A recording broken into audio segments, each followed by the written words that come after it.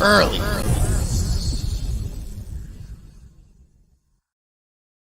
Yo, what's good, folks? Man, we Another back. episode of early. 118, man. Yeah. Subscribe, first of all. Hold up. Go ahead. You Yeah, already man. know what I to mean, do. Go ahead. it's going up slowly but surely. I see like y'all like to listen like every other week, but go ahead, subscribe. I know a lot of y'all that are tuned in don't even subscribe. It's kind of crazy. Subscribe. Go tell your friends to subscribe, tell your family members to subscribe, all that. We appreciate that. Yeah, facts. It's funny that you say that because I feel like I'm gonna ask you, how often do you subscribe to YouTube channels? I'll tell Let's you be this. completely candid here. Yeah. So no. So I'll be real. I don't actually even think about subscribing until I come to your channel multiple times. And if I can have the wherewithal to be like, yo, I keep coming back here. I'll subscribe. No doubt. But let's be real. I'm never about to subscribe to something that maybe just one time a one-off or like, oh, this looks like. I'm not gonna front as if maybe there wasn't one piece of content that made me subscribe. Like there's been those times like, yo, subscribe. You have that in your capacity. More so it really be like tutorial shit. Like I'm like, damn, that was a gem. Something you can learn from. Or like it's usually be that. It's not like entertainment. It really gotta reel me back. Like I'm like, oh, this is. I've been keep coming a couple times. Let me go ahead and stay on the loop. Yeah. So when it's more educational, I'm really quick to press the subscribe. Whereas opposed where I feel like it's like a personality or I'm like vibing with it or it's kind of like entertainment, it's like kind of like have to keep coming back. If I notice you've been back like 3, 4, or 5 times, it's right? like let me 3, subscribe, right? Not even 2, like sometimes sometimes it's just like I don't want certain shit on my feed. You know what I'm saying? Like literally. But after 3rd, 4th time, it's like, yo, this is the type of shit I actually don't even want to search for now. I just want it right there. But I do have a metric. I never think about it, but now when you do, I'm like, yeah, I don't just randomly subscribe. I think I move in a similar vibe where I gotta feel like I'm learning something from that channel. Okay. And then not just feel like I'm learning something from that channel, but also I'm so interested in what that channel's subject matter is that I want to know when they're dropping another video. Yeah, you know what I'm saying? 100%. And that also kind of goes to show that a lot of the content I consume on YouTube is educational stuff. You know what I'm saying? There is definitely some like entertainment stuff sprinkled here and there, but for the most part, it's educational shit. Or not. I don't even really mean educational shit. I just more mean things that I can learn from. Sometimes it's just a conversation between individuals where it's like, yo, bro, I just want to listen. But I feel like I can learn from it. You know what I'm saying? Right. So in that regard, I'm very. It's like not to make it like school-esque. I'm not like Educational like, sounds so notes. It's kind of like, yo, I might be in commute or I might be chilling and doing some work, and it's like.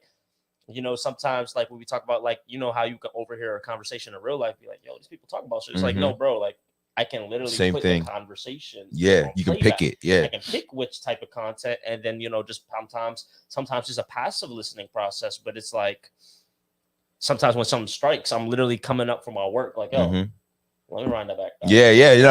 Facts. Yeah. And it's kind of like, yo, you really feel like you're doing like, you say you're knocking out multiple birds with that one stone, right? It's just like, damn, bro, I feel like I'm learning, but I'm also executing. Yeah. And we live in I don't feel like I'm compromising. I'm like, this is dope. I feel like it's a little cheat code I got going on, I feel like we live in a really interesting world right now where the amount of information that's just available out there on places like YouTube, and there's other things where, you know what I'm saying, like Audible is also another good app where you can listen to shit. Right. Any of the podcast apps, you know what I'm saying? Right. We're living in a really interesting time where there's so much knowledge out there that you can just consume passively, and if you think about how many things we do in a day that allow you to do that and listen to something, you know what I'm saying? Like you can be doing your work and listening to something that you can learn from, and then that just like enhances your capabilities. You know what I mean? 100%. As opposed to having to literally read something to learn it. I don't know. That's something that I thought about the other day. because I'm almost always, while I'm working, listening to something. Almost always, when I'm driving, listening to something. You know what I'm saying? If I'm like washing the dishes or cleaning up around my crib, I'm listening to something. And it's funny, I think this is actually a while ago. I think we might have had some like definitely off air conversations similar to this, I guess, about the retaining information versus like a listening audiobook experience versus like reading, right? And I feel like the audiobook, it kind of more so morphs into like an everyday lifestyle. It's like I can get this in because I can literally, this is like a multitask task. I don't have to solely do this. And not necessarily saying you lose anything or not a lot by audiobook. You're still getting the information. It's in a convenient way. So you're like, yo, I don't know when I would get to read. Yeah. But this audio shit, I can crank. Because reading is something you got to focus on that. So like, that's what reading, I was going to say, do that. right? So when you're actually reading physically, right?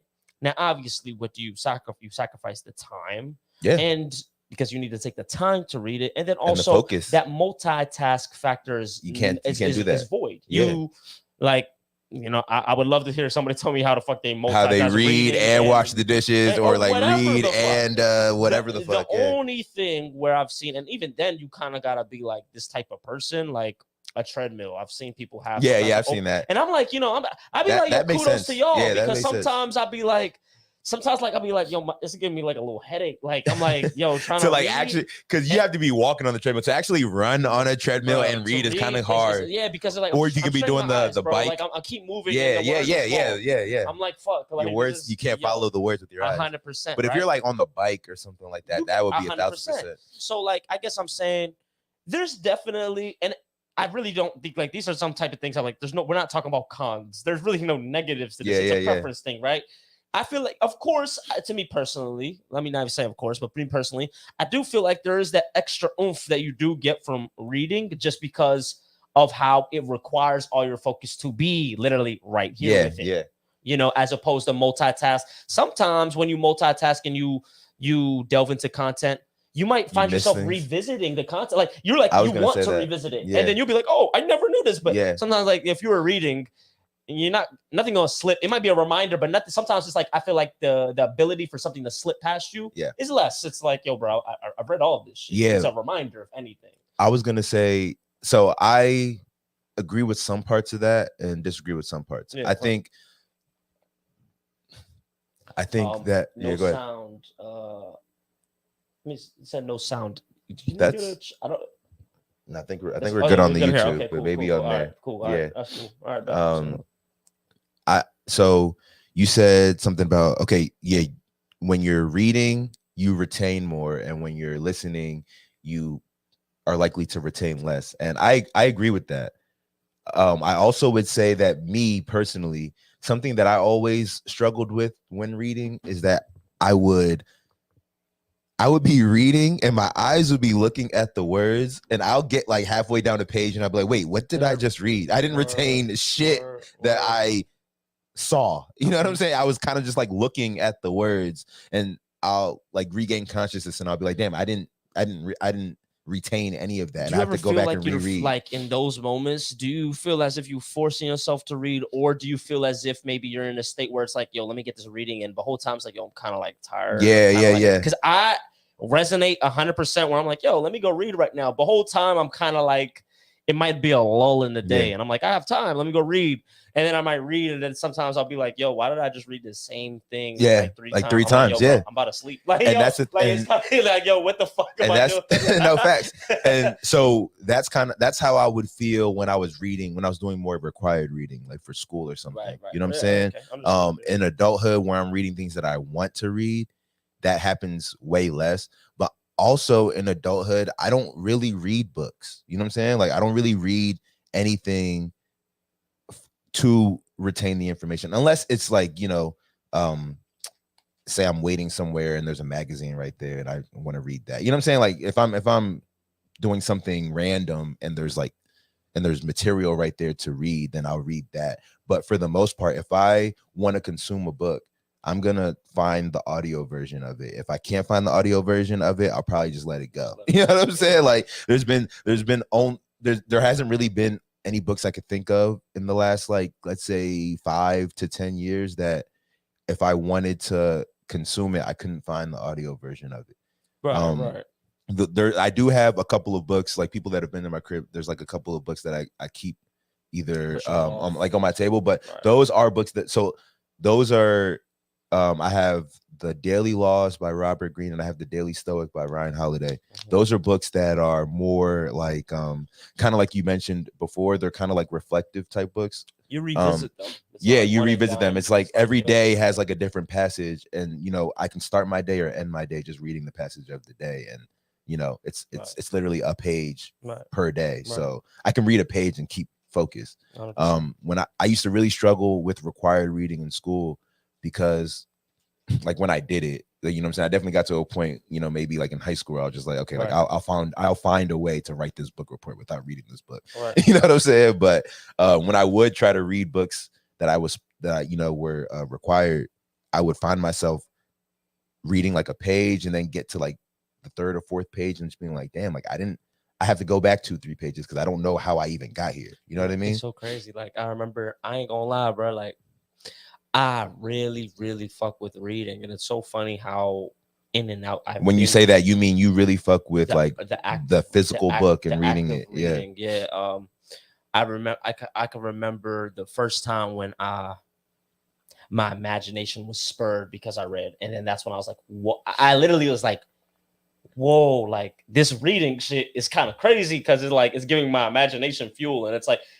I also realized the significance. Cause I one of the first books I read where I was like, "Yo, this is a fun ass read, Harry Potter, right?" And I'm reading this shit, and I'm like, "Oh my god!" Like I have this whole movie in my head playing. Then the actual movie comes out, and it's nothing like what the fuck I was thinking in my head, right? Yeah. But I was still like on some wow, like, oh, that happened. Yeah, I remember that. Yeah, very, very, very ephemeral experience. So now.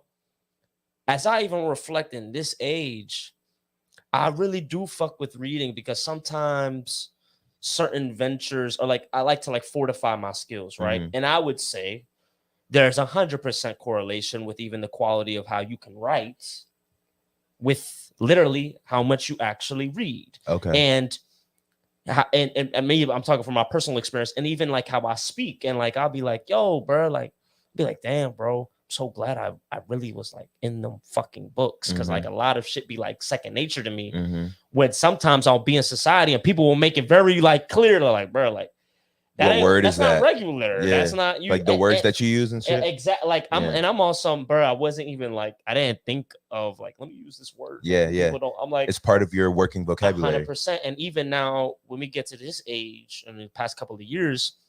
One thing that I kind of even stress upon myself, I'm like, yo, bro, I gotta read more because I'm I want to write scripts. So, in even the reading, right? That's universal. I'm not talking about you need to read this shit. No, bro, I can read literally screenplays or what. I'm just the act of reading is it literally helps your output with other things, at least in the realm that we're in, creatively. I can literally see I should read a little bit more, not for inspiration purposes or anything like that, but maybe mechanically or technically I can be a little bit more sound what I'm doing or have a reference point. I'm all right, I read that word, I can do it like this. So sometimes I'm always I think of reading as not necessarily, 100% necessity to, depending necessity throughout life, but there is a certain point once you're in your adulthood you can deal without. But I don't know. I feel it's even more important in your adulthood to read more, for the reasons that you're saying, just to increase your vocabulary, to I think to expand, it really expands your mind when you meant read a real bare off some, yo, you want to live, you want to go day to day. There's a lot of people that live good quality lives and they don't necessarily read. If that is what you want, really, yeah. I put it like this. I'm not talking about I'm not talking about the reading that you have to do. You got to read your task list. Like that. Yeah. I'm not talking. I guess so. Are you talking? I'm not reading talking so to literal. learn? I'm talking about reading for leisure or reading. That's what I mean. Yeah. I mean, because I feel No, sorry. I know many people that are like literally working 9 to 5 and all that. Like you're good, bills paid, all this type of shit. You know, you're stacking your money, and they don't read. Kids are taken care of. I don't read. Like, I don't do that. Yeah, like, I don't do that. I don't. So do you count? I don't need to do that. I'm not arguing that doesn't mean that it wouldn't maybe boost your quality of life. Yeah. You don't know that. You don't do it. You know what I'm saying? So to say that it wouldn't benefit, I think it's a lie. Reading can benefit everybody. I think that is a fact. I think that's an objective fact. Now, do you need to read to like ensure that you have a great life or shit like that? No, but you know, it could 100% help you. Do you count listening to audiobooks as reading? I do. Yeah, I do. Again, it's a different form of reading, but it still is taking information. You still have to choose to take in this information. Because I'll say you can literally put a music on. You can put a song on. Like I'll always say that I read books, and then I literally in this conversation I just said how I don't actually read them. I will listen to them, and you always kind of have like that one person that'll be like, oh, like that doesn't count. And I'm just like, dog, like ask me about the book. You know what I'm saying? I can't ask me about it. I can tell you what it, you know what I'm saying? I can tell you what it's about. Naval Ravikant, I don't know if you know like that. Yeah, I love Naval. Yeah, Naval. He in that one, what was that one book called? The Almanac? The Almanac. Yeah. That was actually the first book I listened to. Audio. That's actually a book I feel like you have to listen to. I don't know. I don't know. Like it's funny. What listening to him, you would believe. Like he was like on some, and I was gonna ask you if you did this. I know you're on more so on the audiobook wave, but he's like, once I feel as if I pulled something away from a book that I'm reading, you could stop reading it. I don't. He's like, I don't like. He won't advise to say. He's like, I don't care to keep reading. Yeah. I will. I have no restraint of picking up. He was talking about how people more use like reading a book as like a badge of honor type of thing, like something that they. It's like something. It's like I finished this book. I read this whole book, and his whole point. Yeah, his whole point is, once you've like gotten the gist of the book, it's you can move on. Yeah. And also another thing that he says too is that kind of going back to that whole badge of honor thing, people be like, oh, like I've read this book and I've read that book and I've read this book and that book or whatever. Right. And he's like, the way he sees it is that the number of books that you read don't really matter because a lot of books cover the same subject matter. You know what I'm saying? So there's like certain books, basically what he was saying is that if you find a book that you really learn from, it's worth reading that book over and over and over again than it is to like read 10 other books on the same subject matter. Right. Exactly. And that's kind of something that I resonate with because I will like shout out to Audible, you know what I'm saying? Like once you get a book on there, it's like on your app or on your phone for life, you know what I'm saying? So I'll, revisit hella books. Like I almost always revisit books like on a yearly basis or even like on a monthly basis, depending on what it is. For example, one of my favorite books on business is called The E-Myth Revisited or The E-Myth. Mm-hmm. There's different versions of it. And I have like 3 of the versions of it. Right. And I listen to that almost every other month. Anytime I feel like my business is getting away from me, I just read that book. I just listen to it again. Wow. Another joint that we've talked about on this show called Awareness. I read that book pretty much anytime I feel like my life is getting away from me. You know what I'm saying? I revisit that book. There's another great book that I just got hip to. I don't know if we ever talked about this. Have you ever heard of this book called Outwitting the Devil, Napoleon Hill?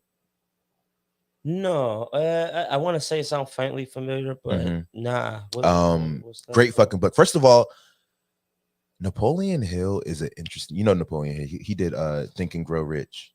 Oh, okay, yeah. Napoleon Hill. All right, that's Napoleon Hill. He's such an interesting character, bro. Like, I didn't know much about him outside of the fact that he wrote that Think and Grow Rich book.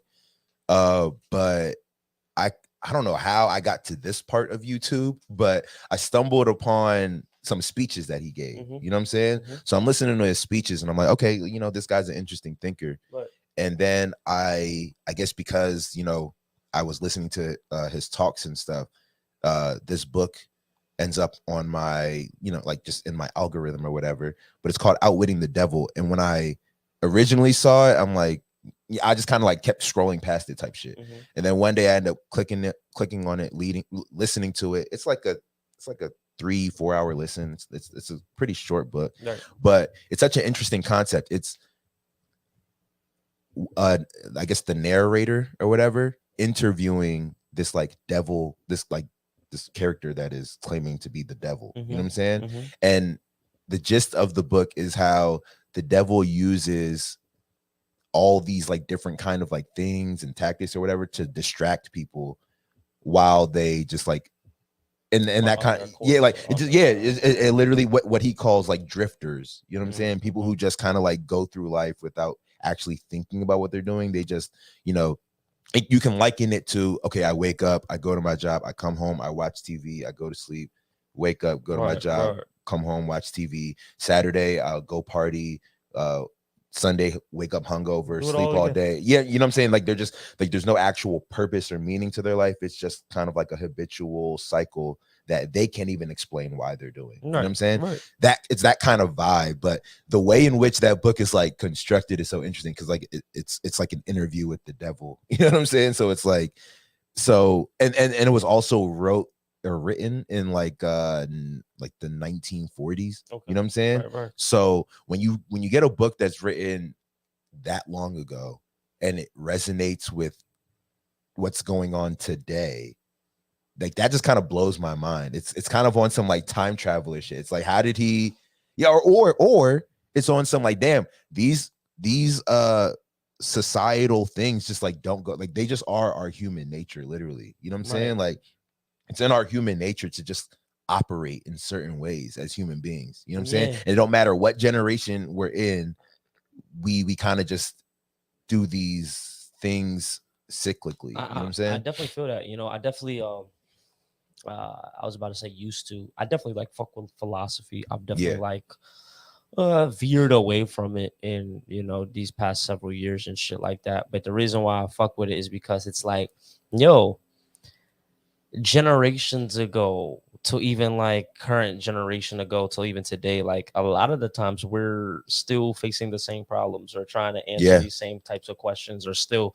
how's the best to manage our time, or how can I how can I be the best of myself? Like these are like, this is not new. This is not a new thought. Even if you listen to shit like Meditations by Marcus Aurelius and like all these Stoics, like all the things that they wrote and all the things. Yes. They're going through the same kind of philosophical identity crises. You know what I'm saying? And I like all that said, it's like all that shit lets me know is every day is like a process. Like every day you have to like move with intention. You need to be present within your own life, and you need to actively answer these questions that you have for yourself. It's never I did it, I'm done. It's no, like this life keep on going on, and kind of like how you said, sometimes like you can be an individual that follows the motions and every day the same day, but when you move with intention, it's like every day's not the same day.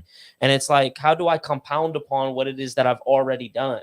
Or like catching yourself falling into these types of habits where it's like, yo, I'm shooting myself in the foot. Like I feel like back to like, we always bring up this quote by that Tim Ferriss, right? Like all activity is not productivity. And it's like, yo, don't fool yourself. Like I know you're moving around a lot, but how are you really helping your cause? You know what I'm saying? So I think it's very interesting that like no matter where we've been at in this fucking like life that we're living, and no matter what age, people are asking the same shit, or like kind of like to Napoleon, like, you know, bringing up Napoleon Hill. So many people reference these types of texts from damn near, you know what I'm saying, in 20 years we'll be talking about 100 years. You know what I'm saying? And it's still relevant. So that should more so be eye-opening than be like, oh, what the fuck? Why is it relevant? It's like, no, bro, like this shit don't change. Like this shit don't change. And it kind of like lets you know, as much as technology changes and all these laws and everything like that, people don't change. Like people are still people. And if anything, we kind of going backwards, right? Because we kind of get more lazy, because we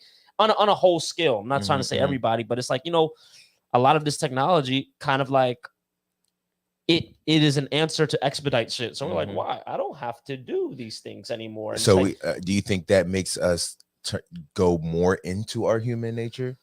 You know what I mean? Like, I wouldn't necessarily say that, because I'd say going more so in our human nature, right? To like bring another example, more in our human nature is like, yo, socialize with your neighbor.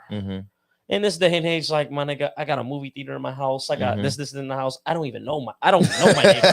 Like, that's the biggest pull away. When we were growing up, I knew everybody on the block. Or like, it was like, it wasn't even like my thing. It was like, yo, you know them because you're outside. They're outside. You know them. You fuck with the kids. That's their parent.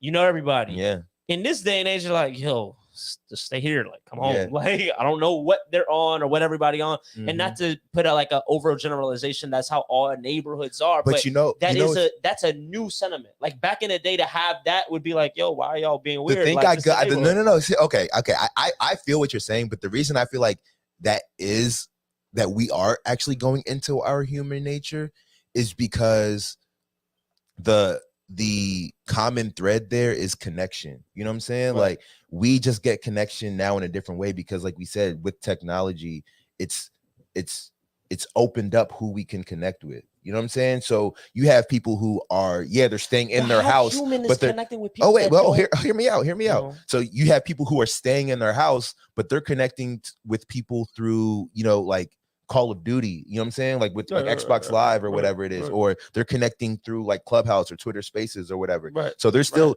getting they're still getting what the easiest version of connection is to them. Because then you can get online, you can create a persona, you know what I'm saying? Because you got to be real.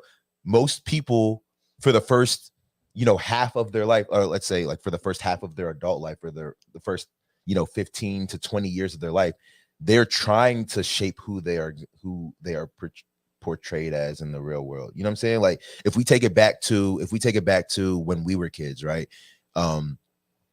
Before you could actually make an internet persona or an internet identity, you had to kind of like you had to go to school every day as like who you wanted to, like who you could be. You know what I'm saying? But like, if you have, severe acne or whatever, like, that might make you self-conscious, but there's nothing you can really do about that. You know what I'm saying? Which might make you be like super shy or super self-conscious or whatever. If you were on the internet, people don't see that, and you can be kind of whoever you want to be. You know what I'm saying? So it kind of opens up the opportunity for you to be, like, I guess, the best version of yourself or something like that through communication.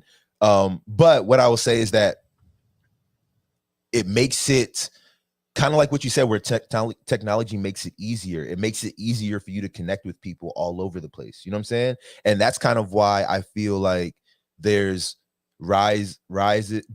So people get that connection or that feeling of connection through that. But what's missing is, like what you said, the human aspect of it. So that's why you'll have these statistics like, the younger generations are the most depressed ever, or the most like, withdrawn ever, or the most unhealthy ever, because the easiest way for them to get that connection is not actually the best way for human beings to get connection. You know what I mean? So it's like people are still connecting. Maybe you're not connecting with your next door neighbor or the people in your neighborhood, but you're getting what I'll call artificial connection, not because it's actually artificial. I do think, you can meet somebody genuinely on the internet. It's just a matter of, if you're completely replacing that with meeting somebody in person, or meeting people in person and connecting with people in person, then it's not going to actually have the same effect that it does, or it should. You know what I'm saying? It's going to have its own kind of effect. Yeah, I was going to say, I mean, I'm not refuting the fact that it doesn't enable for more connection to happen amongst humans, technology, that is 100%. I agree with that. But I'd still, disagree in terms of the actual connection in itself. Is that making, like, is the tech making us more human? It's like, no, like, if you want to be a human, you don't. No, not that it's making us more human. It's like exposing our human nature. You know what I'm saying? Like, our human nature is to connect. So like, that's why the most popular and most valuable tech companies are ones that connect you with other people. I would still disagree, because I'd say there's one phenomenon that tech has actually presented to me, which I can't actually remember in like generations past, is like clout. Let's talk about clout, for instance. This is like a it ain't no, Like it's attention. Attention ain't old. Like that ain't tension has always existed. And I guess at its bare bones, people have like always people like I guess people want attention, and people types of want to give their attention to things 100%. But then I feel like, you know, to be in a society or people where it's like, you know, if we talking even like the science of it, right, you getting addicted to the dopamine firing off because like the likes are coming in or the retweets or the shares of the shit. So now you're moving in a way that can like entice that. I'm like but that's why you have these people that are, you know, quote unquote clout chasers, or like that's how they get their but that's not thing. That's why you have them. That's why you have it where like they're not actually happy. Like these are the people that, you know, it's not this way across the board, but you have a lot of instances where, you know, people who get, because even before internet clout, like, but you know, you have celebrities, like childhood celebrities who grow up to be like, yeah, like I was depressed that whole time, or that I was like, that fucked my childhood up because I was in the eye, like I was in the middle of everybody's attention. You know what I'm saying? Right. So those are things that if you don't have them, if you don't experience them, they look like they're desirable. But if you dig deep into people who have experienced it, they will tell you that it's not, you know what I'm saying? Like if they could do it again, they wouldn't want that. Or, you know what I'm saying? Maybe they appreciate what came from it, like, you know, money, opportunity, stuff like that. But they don't appreciate the fact that it actually, like, that was what their life was or is. You know what I'm saying? No. So like, I hear what you're saying in the sense of, like getting, you know, boatloads of attention isn't a great thing. And I would agree. Like, I don't think it is either. But I think the thing that people are leaning into is the ability to connect with people. You know what I'm saying? Like Twitter gives you the ability to connect with anybody, anywhere from your phone. So you can be outside on Twitter, you can be inside on Twitter. You know what I'm saying? But the fact that like it's so valuable because it's done that for people. Instagram too. Like when Instagram came up, Facebook, all these things, it was the fact that it could connect you with other people. You know what I'm saying? Like right, I feel like all of the like most valuable companies are ones that connect people with other people. It's just the way in which we've leaned into that has, you know, been damaging. I guess I don't want to get too far from, I guess, like what I guess my whole stand, I guess like on my whole take was like a back to the like the human shit. I guess we talking about like authenticity, or like just because somebody might use these tools to like further their awareness or their brand, that you know them. It's not like how do I say? You just get the image that somebody presents. Mm-hmm. You can meet this person in person and be like, wow, you're not that who I thought, or you're different, or you're not that. But that is to be expected in this day and age, right? Yeah. Maybe in times past, you'd be more shocked. Like, more oh my God, how are you like this? There's no way. Like, I thought you were this way. But like now, as you see the reality, it's kind of like, well, you know what I'm saying? These media, I guess that's what I was talking about, the clout. It's like, okay, you can do these things for attention, but don't associate with somebody, the brand that they're pushing onto you, and who they actually are. They can actually be very far apart. And I'm not trying to knock that or criticize that. That's a lot of people in a lot of these, like, literal, if we talking about, I mean, the acting profession, every time you've seen your favorite actor, they were somebody they're not. Yeah. Every time. And I bet I would argue a lot of people don't even watch the interviews of the actual person who is the actor. Yeah. So you really just know a fake person, but that's my job. You know what I'm saying? My job. If you thought I was who I really am in real life, I've been doing a horrible job. Yeah. You know, so I think it's very funny when there's that technological veil, that TV, that internet, the screen or whatever, and it's presented reality. It's like sometimes we take it and we don't question it. We're like, yo, bet. And sometimes we might, you know, but either way, like, you know what I'm saying? It's all content, you know what I'm saying? It's like I guess what we're really trying to say is like, yo, bro, you really have pick your poison. There's really all types of shit that you can delve into. You know?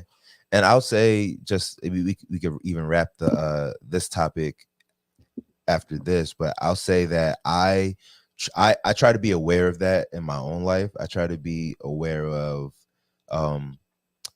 you know, like what actual emotion do I have going on in real life versus what am I trying to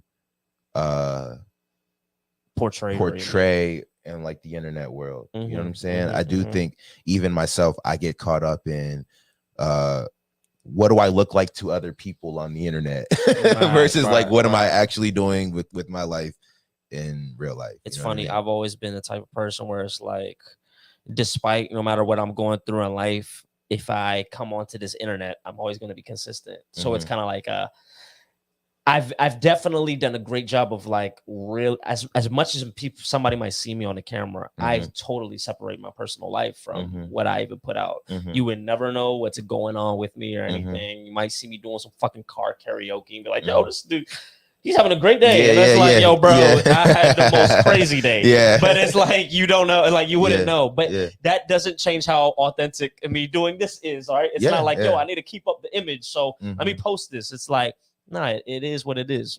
Yeah, I hear that.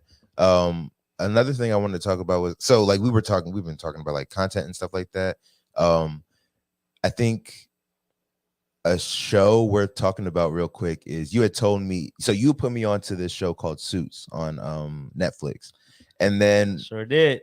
I had heard that in its like first month out, it broke the record for minute stream for a series to be put onto the network. Yeah, which is crazy. But also it's really interesting how we all like think alike. You know what I'm saying? Like how everybody just like watch the show and then fuck with it to the point where like everybody's binging it at the same time. And that does make me look at like, yo, no. What are the qualities of this show that got all of us fucking? And that's exactly what I wanted to get into. That's exactly like there's got to be a thing. No matter what everybody thinks they like or don't like, there's got to be a thing that, like, makes us all watch. That's 100%. And that's kind of what I wanted to talk about. I wanted to speculate on that. Like, for those that like don't know, we can just give a quick synopsis of what's going on in the show. But basically, it's a show about a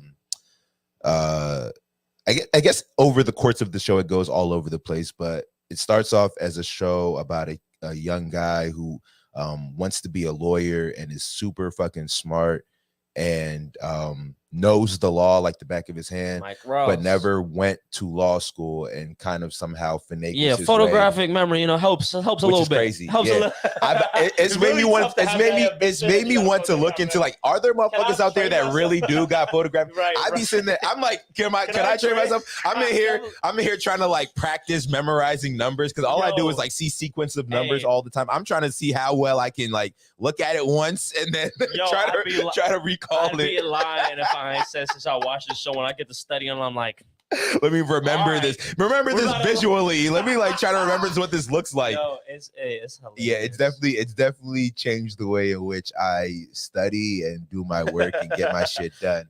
But yeah, so like that's what the show is about. The show is about a guy who didn't go to law school, finagled his way into like working for a law firm and practicing law. And then that's essentially the gist of the show. But when we talk about some of the things that make it work, what do you think are some of the things that make 100%. It work? Maybe compared to like other shows or like dynamics that you've seen from other shows that just generally work, or just things that you think are unique to this show? Yeah, so I'll say, why Suits works to me. One, I think it's a very fast-paced show. Yes. A lot of the time people are literally on their feet. They're moving, they're talking, and they're moving. It's boom. And then when they cut, we're cutting to a different another scene, another place. What this other character that is involved in the show, what they're going on. So I also think something to keep people involved are to have somewhat interesting storylines intertwining. You don't want them to be so separate that they're so like, yo, you're doing your own things, doing his own thing. Y'all don't even know what the fuck's going on. They have to like loop.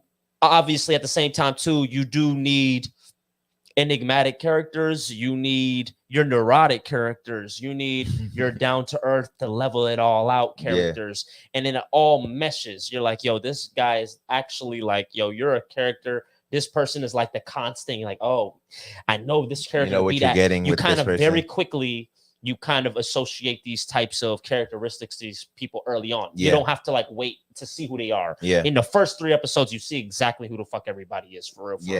Real. And then one thing that I really like too, I think like the dialogue is very succinct. It's to the point. It's not long-winded. It's not full of jargon where you're like, yo, what the fuck are they saying? You know what I'm saying? And I think to their benefit too, not going for some crazy A-list actor or anything like that kind of just makes you. I was gonna say it is a pretty diverse cast. Diverse, you know what I'm saying? diverse as hell. The cast is super diverse. And it's like, and I think another thing that they do. Shout out Gina Torres. I always Gina Torres is the shorty that plays Jessica Pearson. I never viewed her in this way that I have in this. But every time I see her though, I always picture so. I remember this is another question I have. I always remember the Chris Rock movie. I think I love my wife. I always see her as I think I love my wife. I'm like, yo, this is so lit. Dog, that's so funny because that also leads me to another question, like a quick sidebar. But I was gonna say, are there certain actors where when you see them in something, there's it takes you back to a specific project of theirs. For example, like Gina Torres. Anytime I see her, it's like. I automatically think of her as Chris Rock's wife, and I think I love my wife. And there's somebody even more so than this, but like Bryan Cranston is Breaking Bad. He's Walter White. Yeah. Like, you know what I'm saying? But in a way, he didn't trap himself in a role, and I say that really because he even started off at Malcolm in the Middle. Exactly. Like basically, it's like he really sells all the roles that he plays, that even though he was in this one for a prolonged amount of time, I would never be like, yo, bro, I can't see you as anything else. I can't. You've already, even the next role you did was like, yo, this is really fucking good. Like I forgot about Walter. This is who you are. Cool. So that's one guy. I don't want to go for like I'm not trying to go eat like the Harry Potter Daniel Radcliffe. Bro, you're Harry Potter. He never played anybody else. And or Tobey Maguire, Spider-Man. It's so crazy because you'd be like, I really fucking did. Check the IMDb. Like, I'll be like, yo, bro, I'm sorry. Like, we too locked in on that. Facts. I can't. It's not coming to the top of my dome, but but those are the main ones. Another one, right? Rest in peace, Michael K. Williams, Omar. Oh yeah. He's had a lot of dope roles. Not to say that I don't remember him as, but. Yo, your own same thing with Stringer Bell. Elba? Like more than Wood Harris and Avon Barksdale. I'm like, yo, Idris Elba, you are Stringer Bell. Yeah. Like, that shit is, and again, it's sometimes it's a kudos to you. I'm like, you really had to transform. You are not that guy. Like, you are so far removed. Like sometimes, obviously who I'm acting, I'm not this person. Yeah. But to change your accent, to be now I'm a street nigga. Yeah. Now I'm the plug. Like it's like, yo, bro, like, oh my God. And then it was prolonged. Like we had 4 or 5 seasons of you to be this guy. I'm like, Jesus Christ, bro. You really for me, it's that. A lot of characters from The Office. So like if I see Steve Carell, like he is Michael Scott to me. Right, you know what I'm saying? If I see Ed Helms, he is Andy Bernard to me. You know what I'm saying? Those guys. But okay, let's get back to Suits though. So very diverse cast. I think that works. Also, like you were saying, the tempo, the speed of the show, I think kind of makes it don't make it feel like it's 45 minutes or however long it is. You know what I'm saying? Because I think another thing that kind of possibly contributes to the fact that so many minutes of it have been streamed is that it is a lot of it. You know what I'm saying? So like there's about shows range from like 43 to 48 minutes or something like that. Not a lot of time. Netflix just adds a whole 8 seasons. Yeah, and that's what I'm saying. It's like an 8-season show, 16 episodes per season. Like it's a lot of it. Right. So there's that. But to the point,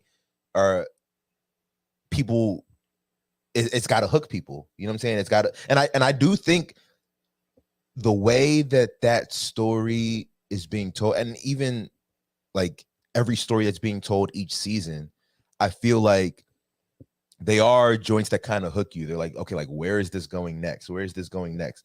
There's like 4 or 5. First of all, when we talk about the cases, you know what I'm saying? There's like 3, 4, 5 different cases that like will drag out through a season. And then there's like 3 or 4 different romantic threads that will drag out through a season. You know what I'm saying? And like with those, you can kind of keep the audience or the viewer hooked. You know what I'm saying? And then like things never die. You have rivals that things always come back up.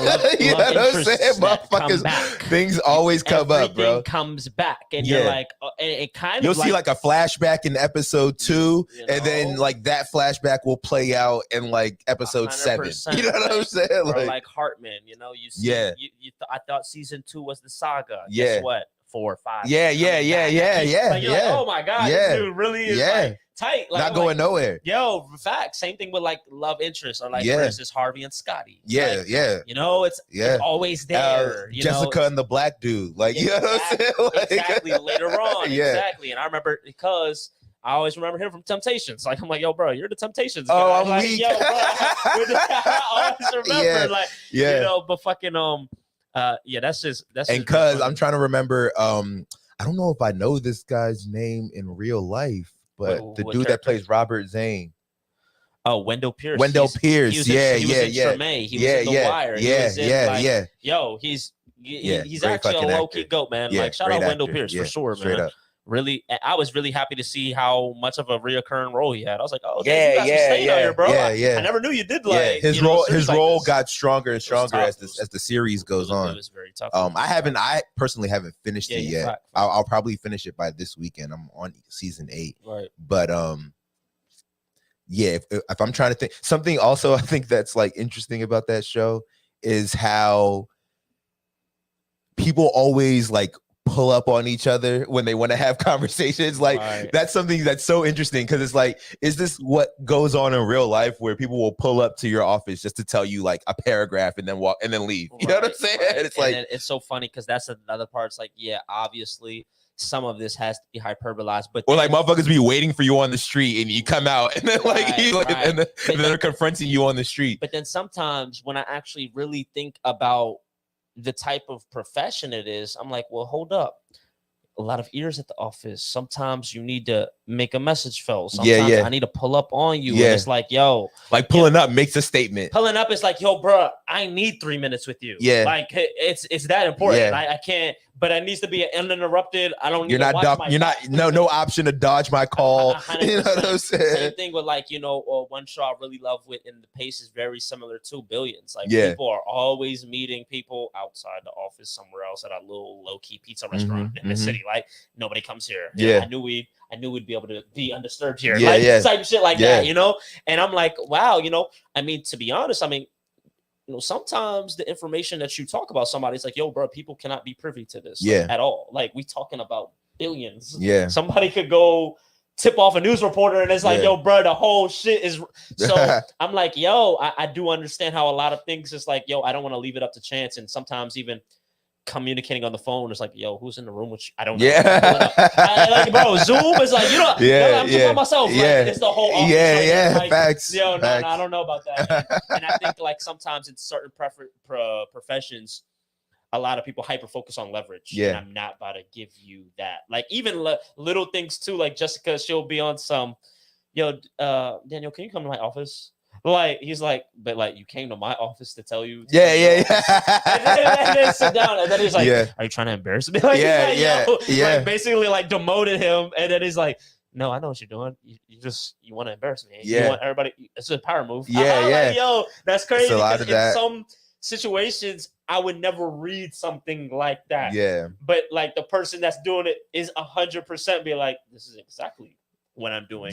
You might not understand the effect of this, but it's like I have to keep my shit in check. So it's very funny on the outside looking into these industries. So when these series play it, I kind of like give a lot of kudos to the writers room director. I'm like, yo, this is not random. You didn't just say, yo, let me make this person do that. I know y'all probably like, oh, this is what y'all do? Okay, bet let me go make it my own type of thing. Like I'm not doing it verbatim, but y'all said y'all do this, so let me put a little hyperbole up in there. But it's like they kind of do this. It's just I had to make it our own. So and we were saying yesterday, like I appreciate shows that do that. House of Cards, Billions, West Wing, even though I haven't really tapped too much, show you these other domains of the world where it's like, oh, you might not be interested in Silicon Valley. This is what they help you get an understanding of what happens in those worlds, like obviously behind closed doors. Don't type go in the shit, real world think you can go talk to VCs now and all or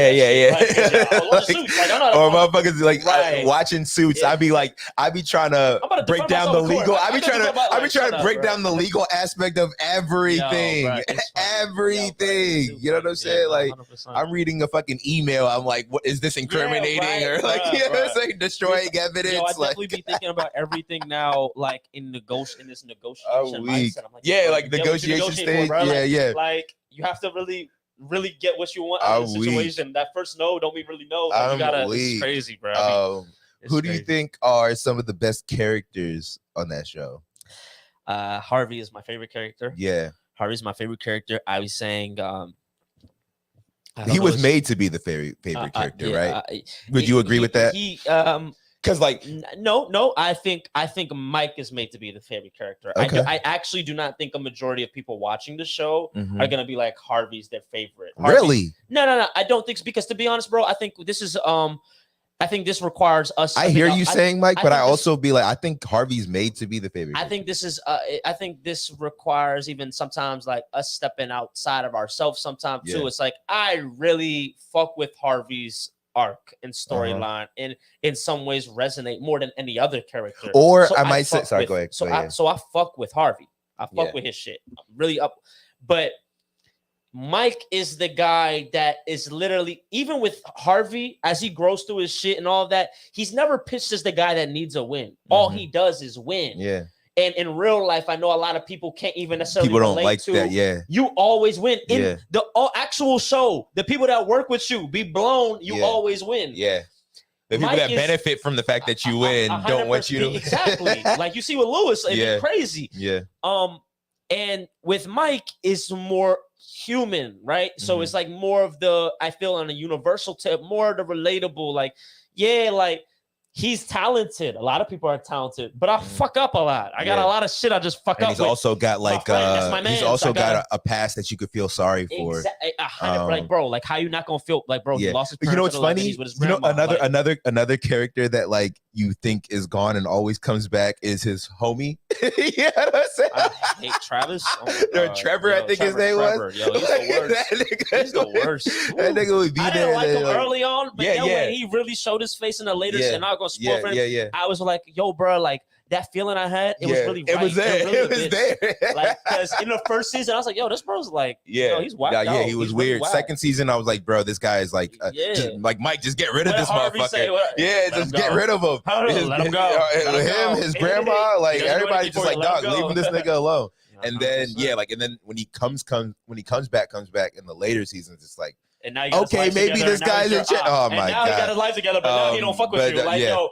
But crazy shit. But I will say that, okay, outside of Harvey and Mike, I actually think the person that actually is made to be the favorite character is Donna.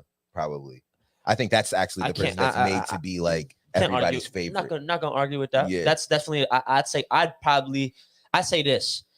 I'd be like, I don't think she's so much the star of the show. I think she's the most likable. I think that's what I mean. Bad to say. That's what I mean. Outside of the two stars, 100%. Outside of the two stars, she's like the one that everybody resonates with. 100%. Hold on. Danielle said, Brooke is right. Harvey is meant to show growth. Mike is supposed to be your favorite. Mike is the audience. Hey, shout out. Hey, we gotta have a because shout out Danielle. Yeah, Danielle be on her shit with shows and everything too. Exactly. So like, no, I agree with that. I agree with that. I just think that Harvey's meant to be that like that aspirational figure, like you know, like Mad Men. Like everybody wants to be Don Draper. You know what I'm saying? Like everybody wants to be Harvey Specter. You know what I mean? That's the vibe I'm more talking about. Like or like Batman. Everybody wants to be Batman because he's like this guy that made himself to be, you know what I'm saying? Like better, not better, but like better than everybody else. And like, that's the guy that,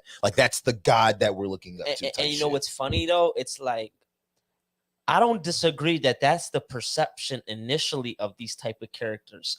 But literally as these shows go on, you start to realize how even the people around them are like, yo, I thought you were this guy.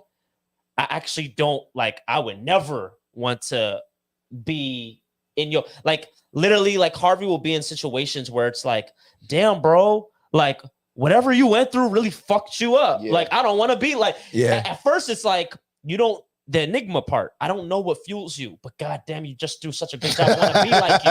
And then you start to learn. To you, it's like, this is why you're able to do the things you do. Mm-hmm. If I had to make the same choice, fuck no, I'm good on that. Mm-hmm. And same thing now, it's so funny you even said Don Draper. I'm like, their veils as the show goes on, it wears off. And it's like, it doesn't take away from how great you are, but it's like, whatever trauma or whatever shit you experience does fuel how great you do your actual job. And when they start conflating, people be like, oh, yeah, you need help. Like, good luck with that. I actually don't want to do that. And then you even see Mike actually come into his own as the show goes on, and he becomes, instead of Harvey Jr., no, he's Mike Ross. Yeah. And he's very, especially in that last season, right? Season 7. Yeah. You're like, yo, yeah, this is what Mike, and you're seeing Harvey literally in season 8 keep being referenced. Oh, Mike wouldn't do that. And it's so like, yo, you see how this shit done flipped? Like, Mike was trying to be him, and in his situation, he is the Harvey, but he's still like, even, you know how we were saying, yo, all these guys don't even realize how he's helping them. And it's like, yo, bro, it's kind of like, yo, this is kind of crazy. Is it vice versa? Mike didn't even realize how much shit Harvey was doing for him. And to end it, I think what happens is, you in real life too, when you're around people, they wear off on you, right? So like a little bit of Mike, it does be on Harvey. And that's why some of the moves he makes, you're like, yo, Harvey wouldn't do that. It's because he knows Mike, he did that. And vice versa with the Mike, you know, it's like some things you're like, yo, Harvey would do this. That's why I'm gonna do that. You know? So it's interesting. And all that said, to write that, and for me to explain the shit that I watched, and to write it like that, again, bro, the writer's room, I can't. I wonder who. I don't even know. I never looked into who's actually like, who are some of the, you know, the biggest writers on that show. I never looked into that, but the show does have good writing, and I like. I think one of the best characters from like a dynamic standpoint is Louis Litt. Wow. I think his character is mad dynamic. Like he brings comedic relief. He brings like a lot of drama. You know what I'm saying? Like a lot of drama. He is really that raw neurotic character, where as times where you will hate his actions, he's literally showing you like everybody knows somebody that might be petty at this level. But it's literally, and even to their own detriment. Even it's like who they are. Even when they be like, I don't want to do this anymore, they can't help but be like this kind of like conniving person, because they're so human. Like it's not like a grand scheme to I'm gonna show up like it's a little bit of that. It's because like, oh, that's show them all mentality.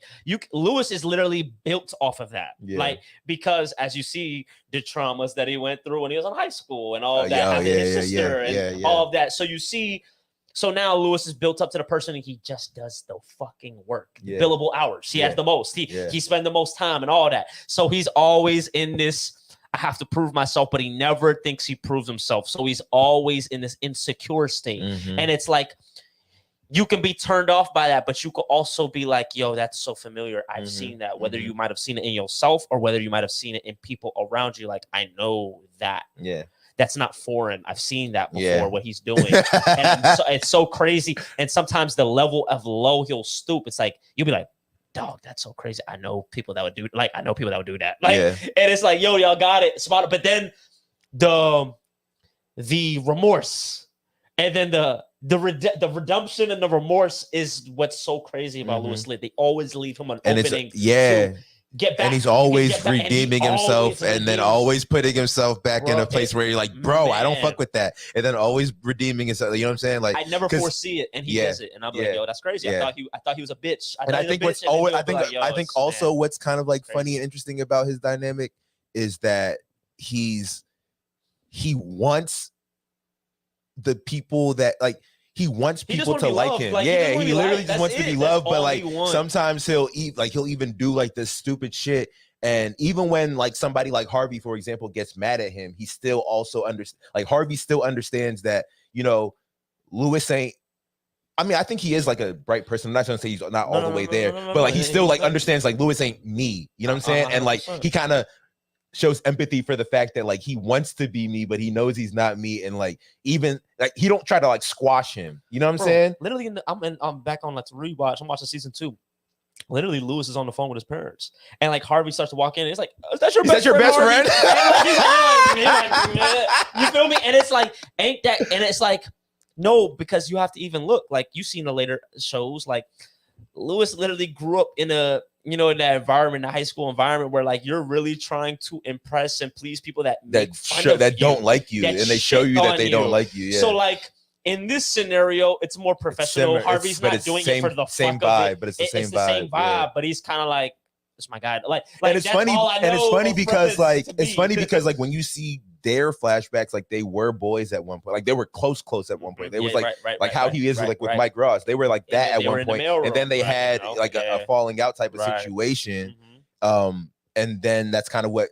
But there's always this like underlying rivalry, but they are friends ish. You know what I'm saying? And I kind of that dynamic is interesting to me. To be honest, I mean, it's kind of.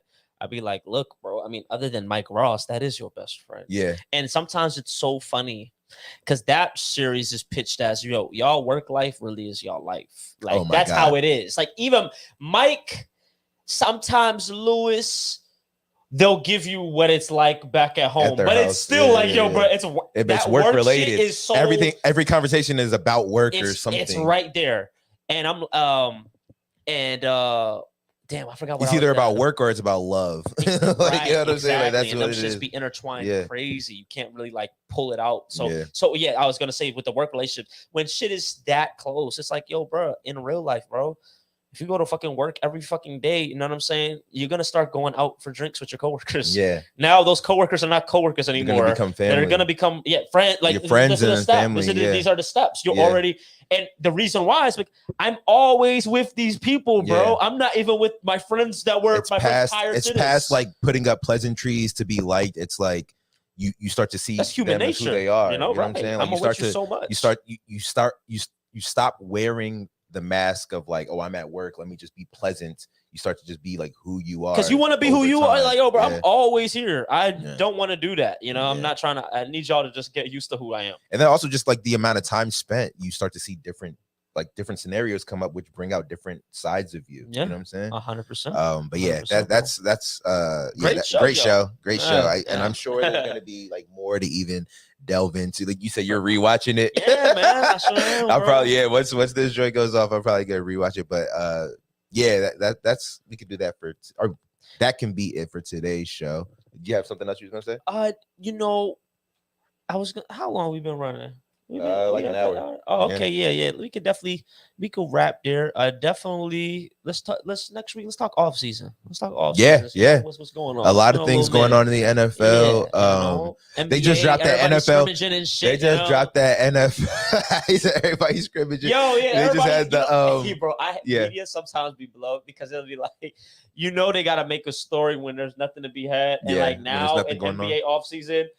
Them cameras are in them Lifetime gyms and crazy like look at Shaq running with the he's 100%, and I'm not like concept like it's concept, 100%. But it'd be so crazy because I'm like bro, I'm not about to like we seen the hoodie mellow workouts, bro. I'm not impressed by none of this shit. When the season comes, cool. Summertime, it's cool. It's cool. It's cool to see giving us something to watch. You know what I'm saying? So we don't gotta watch baseball. You know what I'm saying? But like, it's not talk about it. Yeah. Like, talking points, but it don't matter. You know what I'm saying? Like, it's a whole different story. 1000%.